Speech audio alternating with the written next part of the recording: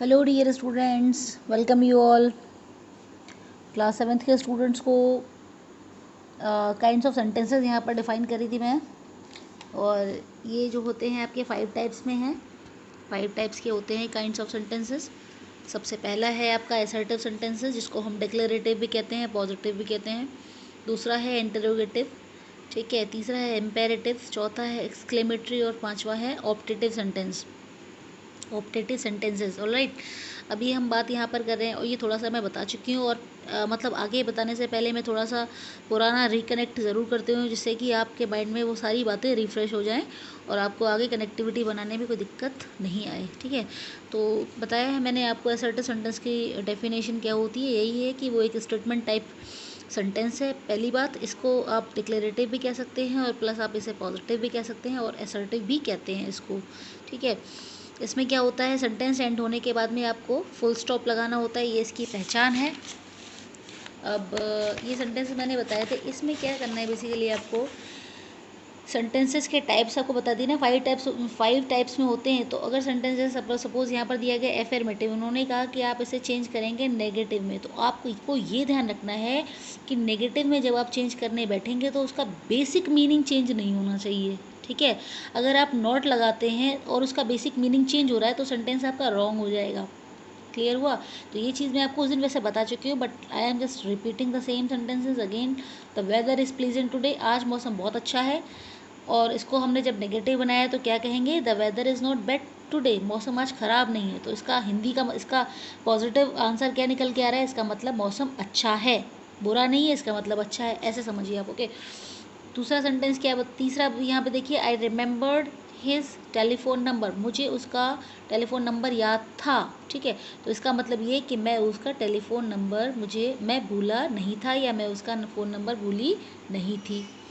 She was sad yesterday, वो कल दुखी थी, इसका मतलब वो कल खुश नहीं थी।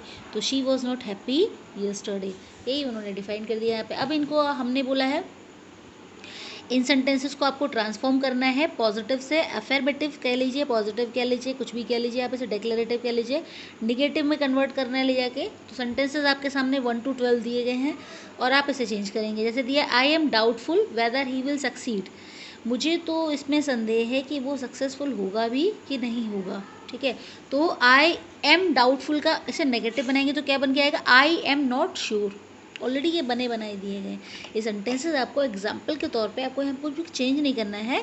ये आपकी नॉलेज को मतलब बढ़ाने के लिए ऑलरेडी यहाँ पर डिफाइन किया गया है। I was little bit doubtful about, इसमें थोड़ा सा एक अब देखिए आप, तो कहते हैं I am not sure whether he will succeed. अगला देखिए आप इसी तरीके से, he is visor then you, तुमसे तो इंटेलिजेंट ही है, इसका मतलब तुम उतने इंटेलिजेंट नहीं हो जितनी कि वो। तो क्या कहेंगे, you are not as wise as him. As दोनों साइड लगा दिया, तो हमने यहाँ पे उसको ऊपर कंपेरेटिव कर दिया और यहाँ पे उसको ले जाके पॉजिटिव में कन्वर्ट कर दिया। तो you are not as wise as him, तो उतने इंटेलिजेंट नहीं हो जितनी कि वो है, ठीक है। He is too weak to walk, वो बहुत कमज़ोर है, किसकी वजह से वो चल नहीं सकता। तो क्या कहेंगे, he is so weak that he can not walk. इन वाले सेंटेंसेस में TOO का यूज़ करते हैं और दूसरी साइड में हम TO वाला यूज़ करते हैं। उस केस में आपको सो और दैट का यूज़ करना है। जब आप इसे चेंज करने बैठेंगे, नॉट लगाना होगा, तो आप क्या करेंगे, एक साइड में सो लगाएंगे जो उसको वर्ड को डिफाइन कर रहे हैं। ही इज़ टू वीक यानी कि he is so weak. Too को डिफाइन करने के लिए यहाँ पे क्या लगा है, दैट, जिससे कि दैट का मीनिंग क्या आ रहा है, लॉजिकली क्या आ रहा है, जिससे कि, जिसकी वजह से he can not walk. To walk यहाँ पे शॉर्ट में सेंटेंस को बताया गया और यहाँ पर उसको एलेबोरेट करके बता दिया कि ही कैन नॉट वॉक, यानी कि रीज़न क्या है कि वो बहुत कमज़ोर है। Few girls attended the party, कुछ लड़कियों ने पार्टी अटेंड करी, तो कह सकते हैं कुछ ने करी, इसका मतलब बहुत लोगों ने नहीं करी है। तो not many girls attended the party, ठीक है। He will refuse to accept your proposal, refuse करना मतलब होता है मना कर देना, डिनाई कर देना, रिजेक्ट कर देना। तो क्या कहेंगे, उसने जो है वो मना कर देगा आपके प्रपोजल को, ठीक है, रिफ्यूज़ कर देगा। तो हम इसे क्या बनाएंगे, he will not accept. Refuse का मतलब मना कर देना होता है, नॉट एक्सेप्ट का मतलब भी सेम ही है, क्योंकि हमें इसे ले जाके नेगेटिव में कन्वर्ट करना है। बस मीनिंग बेसिक चेंज नहीं होना चाहिए। As soon as I reach the station the train left, जैसे ही मैं स्टेशन पहुंचा या पहुंची, ट्रेन जा चुकी थी। No sooner, as soon as को नेगेटिव बनाएंगे तब आप as soon as no sooner में लेके जाएंगे। रीच्ड है क्योंकि ये पॉजिटिव है इसलिए आई रीच यहाँ पे लगा है, लेकिन आप इसे नेगेटिव बनाएंगे तो आप सीधे डिड लगाएंगे, उसके बाद पर्सन रखेंगे, फिर आप क्योंकि डिड लगा हुआ है इसलिए V1 का यूज़ कर रहे हैं, रीच लगाएंगे, रीच नहीं लगाएंगे, ठीक है।